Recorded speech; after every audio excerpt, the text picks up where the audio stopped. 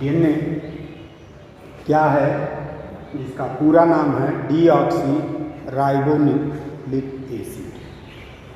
DNA ही आनुवंशिक पदार्थ है। ग्रिफिथ के प्रयोग से, हार्शे और चेस के प्रयोग से सिद्ध हो गया। अब डीएनए की रासायनिकी में देखा गया तो डीएनए की रासायनिकी में जो है वह 3 प्रकार के अणु होते हैं। एक डीऑक्सीराइबो शुगर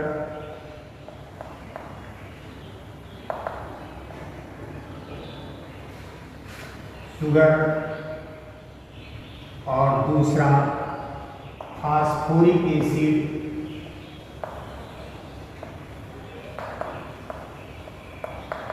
और तीसरे होते हैं नाइट्रोजनस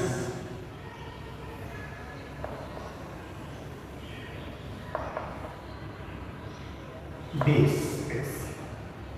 नाइट्रोजनस बेसेस में एडेनिन,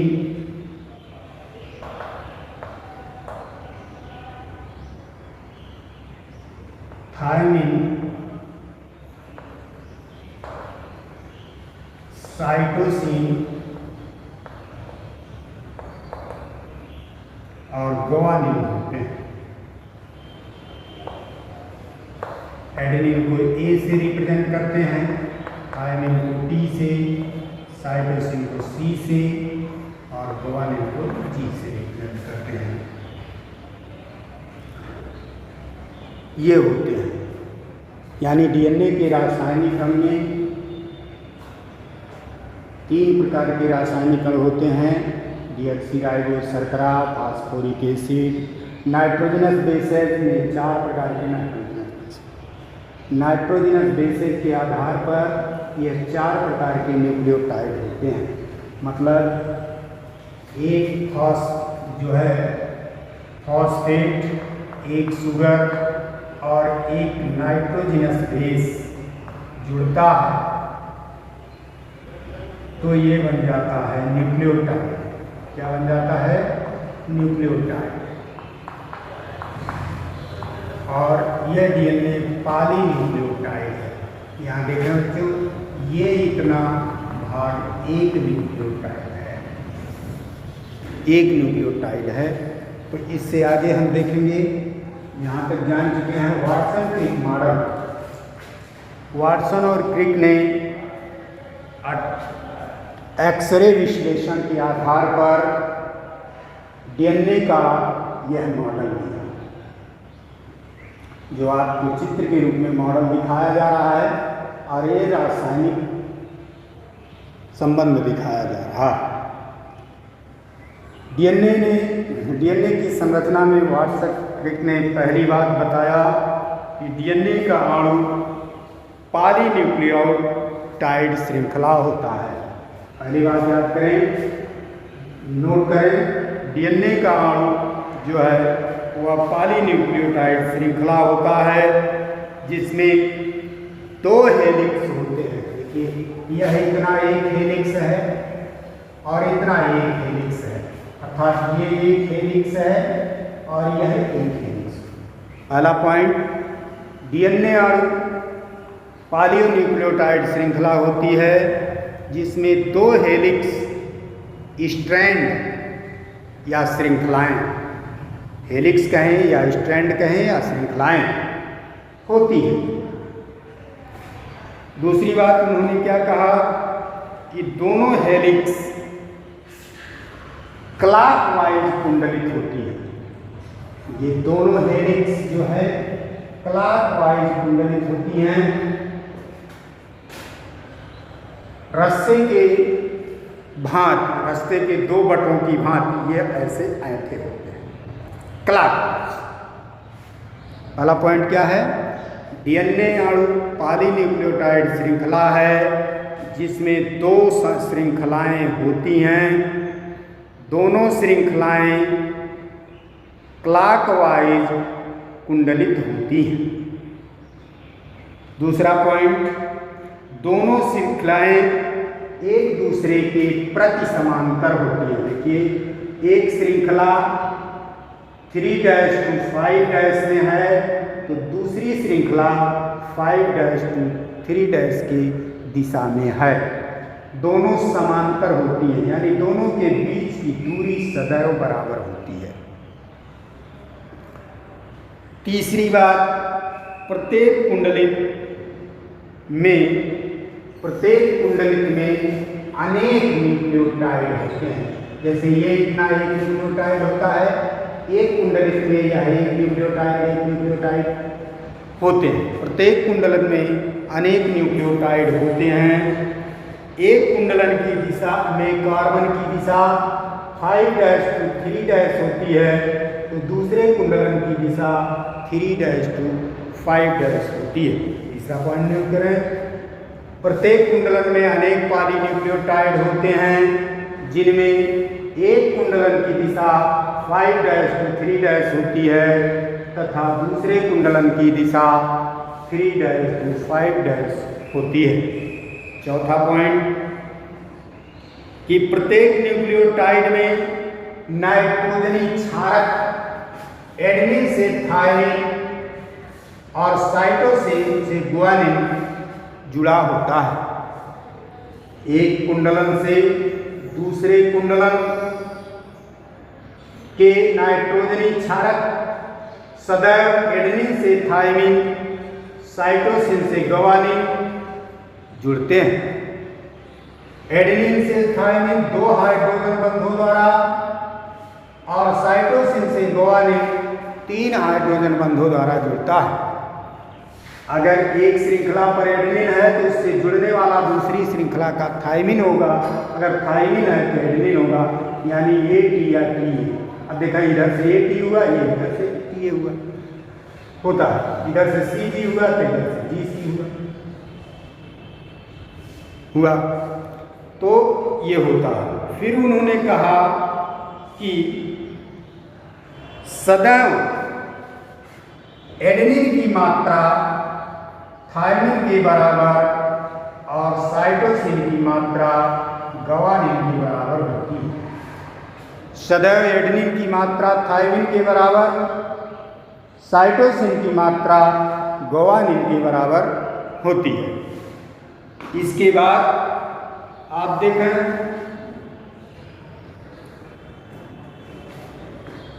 कि ये डीएनए का जो व्यास होता है वह 20 एंगस्ट्रॉम होता है।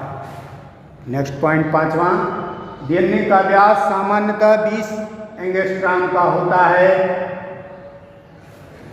एक कुंडलन से दूसरे कुंडलन के बीच की दूरी 34 एंगस्ट्रॉम होती है, जिसमें 10 जोड़े, 1 जोड़े, 2 जोड़े, 3 जोड़े, 4 जोड़े, 5 जोड़े, 6 जोड़े, 7 जोड़े, 8 जोड़े, 9 जोड़े और 10। एक कुंडलन में 10 जोड़े न्यूक्लियोटाइड होते हैं।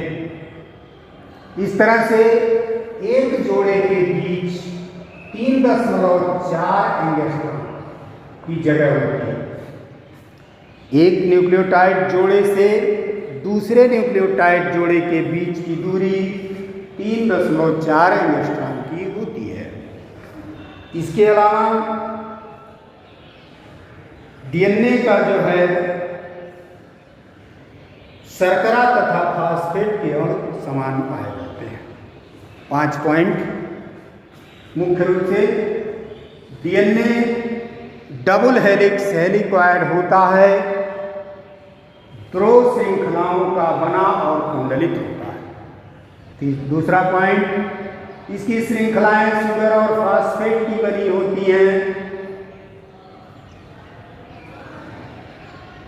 और दोनों श्रृंखलाएं एक दूसरे के प्रति समांतर होती हैं। तीसरा पॉइंट, एक श्रृंखला 3-5' की दिशा में तो दूसरी श्रृंखला 5-3' की दिशा में चलता है।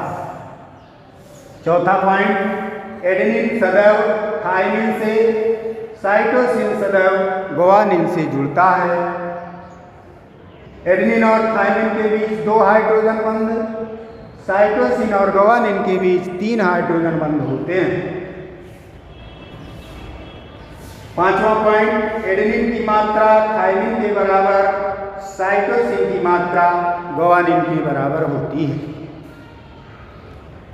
डीएनए का व्यास 20 एंगस्ट्रॉम होता है। एक कुंडलन से दूसरे कुंडलन के बीच की दूरी 34 एंगस्ट्रॉम होती है। एक कुंडलन में 10 जोड़े न्यूक्लियोटाइड होते हैं और एक जोड़े न्यूक्लियोटाइड और दूसरे जोड़े न्यूक्लियोटाइड के बीच की दूरी 3.4 एंगस्ट्रॉम होती है। ये था डीएनए का वाटसन क्रिक मॉडल। आप दोनों चित्र बनाएं और ये 7 पॉइंट आप लिखें, फिर हो जाएगा ये डीएनए का मॉडल। डीएनए के संदर्भ में चारगाफ ने अपने नियम दिए हैं। डीएनए के संदर्भ में चारगाफ का नियम,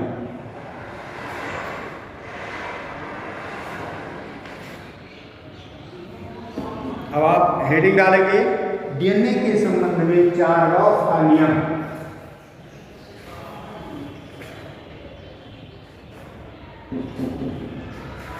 चारगाफ का नियम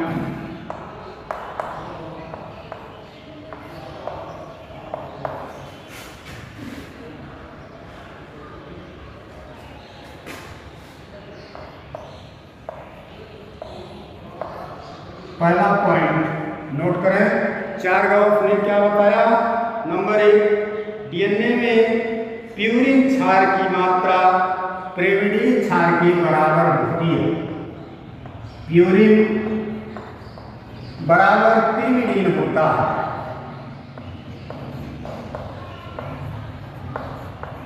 अर्थात A बराबर T, C बराबर G और A प्लस T बराबर C प्लस G, ये होता है। पहला पॉइंट ये है, A बराबर T यानी A प्लस G बराबर T plus C, A plus G बराबर T प्लस C, ये भी कर सकते हैं। A प्लस G बराबर C प्लस T, यानी प्यूरिन क्षार बराबर प्रिमिडीन क्षार। दूसरा point, A plus T अनुपाते C plus G, A plus T अनुपाते C plus G एक जीव जाति के लिए समान होता है तथा दूसरी जीव जाति के लिए यह भिन्न। मतलब जैसे हम लोग मानव हैं तो मानव का डीएनए कहीं से भी निकाला जाए तो A plus T अनुपाते C plus G स्थिर रहेगा, हमेशा वही मिलेगा। किसी भी मानव का किसी भी अंग से की कोशिका से डीएनए निकाला जाए और डीएनए का यह अनुपात ज्ञात किया जाए तो वह स्थिर रहेगा, परंतु मानव से भिन्न जाति का तुलना किया जाए तो यह बराबर नहीं मिलेगा। इस प्रकार जीव जाति की यह मूल इकाई है, मूल लक्षण है। डीएनए कुंडलित होने के कारण इसमें देखिए दीर्घ खांचे और लघु खांचे बन जाते हैं। चारगाफ ने बताया तीसरा पॉइंट कि दीर्घ खांचे और लघु खांचे बन जाते हैं। और पांचवा पॉइंट को बताया उन्होंने कि सभी सदस्यों में उपस्थित डीएनए के कुल अणुओं में प्यूरिन व पिरिमिडीन की संख्या समान होती है। इसी नियम को तुल्यता का चारगाफ नियम भी कहते हैं और जो है बेस युगल नियम भी कहते हैं। बेस युगल नियम क्यों कहते हैं कि ये एडेनिन के साथ थायमिन सदैव रहेगा, साइटोसिन के साथ ग्वानिन या ग्वानिन के साथ साइटोसिन, यानी ये जो जोड़ी बनेगी एडेनिन और थायमिन की जोड़ी बनेगी, साइटोसिन और ग्वानिन की जोड़ी बनेगी। इसीलिए इसे युग्मक तुल्यता युगल तुल्यता का नियम भी कहते हैं। तो ये था चारगाफ का नियम। पुनः देखें चार्गोप के अनुसार किसी भी डीएनए में प्यूरिन की मात्रा पिरिमिडीन की बराबर होगी, अर्थात A + G = C + T होगा, और साथ ही एडेनिन बराबर थायमिन होगा, साइटोसिन बराबर ग्वानिन होगा। दूसरा, किसी भी जीव जाति के सभी सदस्यों में A + T अनुपात C + G का अनुपात सदैव स्थिर रहेगा, परंतु दूसरी जीव जाति से यह भिन्न होगा। तीसरी बात कि किसी भी जीव जाति में यह द्विकुंडलित आकृति होगी, जिसमें दीर्घ खांच और लघु खांच बनेंगे, दीर्घ खांच और लघु खांच बनेंगे। चौथा पॉइंट कि एक कुंडलन से दूसरे कुंडलन की दूरी 34 एंगस्ट्रॉम होगी और प्रत्येक कुंडलन में 10 जोड़े न्यूक्लियोटाइड होंगे और उनके बीच 3.4, जैसा वाटसन क्रिक ने कहा था वही बात इन्होंने भी कहा है। वाटसन क्रिक के बात को ही चार्गोप ने नियमबद्ध कर दिया और दूसरा अंतर नहीं है। अब हम देखेंगे डीएनए के प्रकार। डीएनए के प्रकार, डीएनए मुख्यतः 4 प्रकार का होता है: ए डीएनए, बी डीएनए, सी डीएनए और डी डीएनए। डीएनए के प्रकार हम देखेंगे। डीएनए के प्रकार,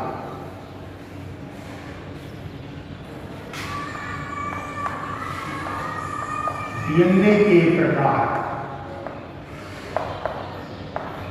डीएनए जो है ए डीएनए,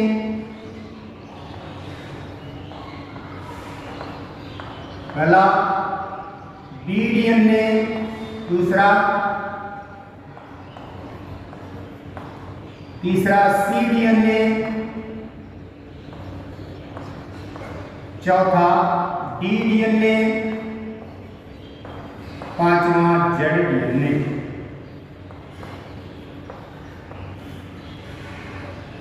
ये 5 प्रकार के डीएनए विभिन्न जीवों में पाए गए हैं।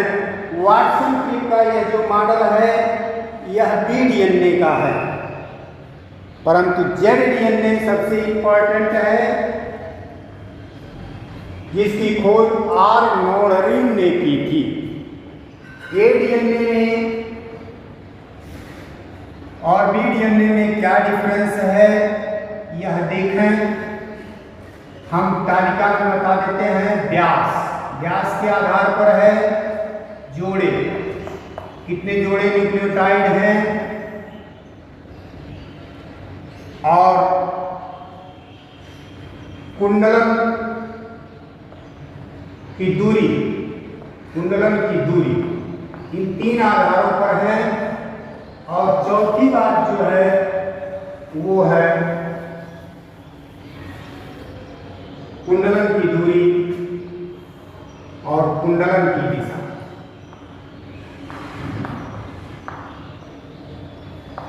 इन 4 बातों के आधार पर डीएनए के प्रकार बताए गए हैं।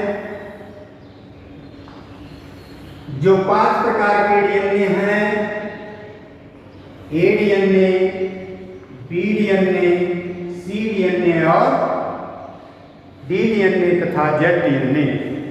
ए डीएनए में देखें, ए डीएनए में यह दक्षिणावर्त होता है तथा इसमें प्रत्येक कुंडलन में 11 जोड़े या 19 एंगस्ट्रॉम लगभग होता है। इसमें 11 जोड़े होते हैं और एक क्लॉकवाइज होता है।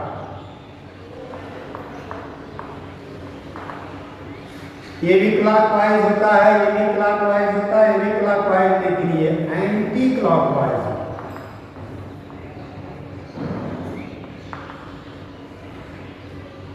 ग्यारह जोड़े होते हैं। डीएनए में 10 जोड़े होते हैं। इसमें जो है 34 एंगस्ट्रॉम की दूरी होती है, 20 एंगस्ट्रॉम की ये व्यास होता है।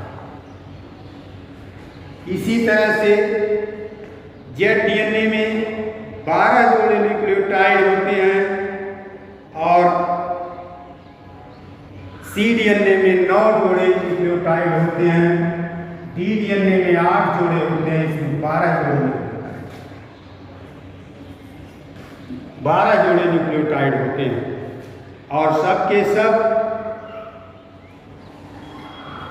क्लॉकवाइज दक्षिणावर्ती घुमाव होता है, लेकिन इसमें एंटी क्लॉकवाइज घुमाव होता है। ये जिग जैग होने के कारण इसे जेड डीएनए कहा जाता है।